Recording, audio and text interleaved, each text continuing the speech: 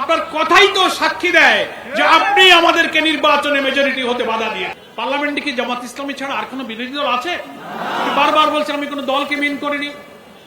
আবার আপনি আজকে দেখলাম এই কথা ব্যাখ্যা দিতে গিয়ে, নিজেকে ডিফেন্স দিতে গিয়ে আপনি আনন্দবাজারের সঙ্গে একটা সাক্ষাৎকারে আপনি বলে ফেললেন। এই কথাটা কেন বলতে গেলেন যে আমি যদি কোনো মবের শিকার হই তাহলে জামাত শিবিরকেই দায়ী থাকতে হবে?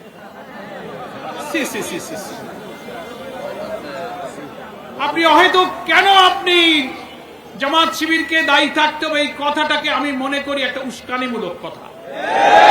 আপনার এই উস্কানিমূলক কথা বলার তো কোনো প্রয়োজন ছিল না। জামাত ইসলামী তো কোনো মবকে বিশ্বাস করে না।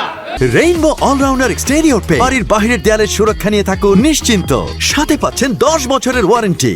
জামাত ইসলামী কোনো মবের রাজনীতি করে না। জামাত ইসলামী নিয়মতান্ত্রিক, গঠনতান্ত্রিক, ওয়েল ডিসিপ্লিন, ওয়েল অর্গানাইজ একটা সংগঠন। আমাদের শত্রুরাও বলে জামাত ইসলামীর শৃঙ্খলা, আনুগত্য, নিয়মতান্ত্রিকতা, তারা এটার প্রশংসা করে। আপনিও একজন সাবেক উপদেষ্টা হিসাবে জামাত ইসলামী নেতৃবৃন্দের আচরণ, কর্মসূচির সঙ্গে আপনি পরিচিত। আপনি কেন হয়তো কোনো কিছুই তো ঘটেনি, সিম্পল আমরা আপনার এই বক্তব্যের একটা জুডিশিয়াল ইনকোয়ারি দাবি করেছি। তো আমরা তো দাবি করতেই পারি। এত বড় একটা ইঞ্জিনিয়ারিং হলো আর আপনি বললেন যে আমরাই মেইন স্ট্রিমে আসতে দেয়নি। আপনার কথাই তো সাক্ষী দেয় যে আপনি আমাদেরকে নির্বাচনে মেজরিটি হতে বাধা দিয়েছেন।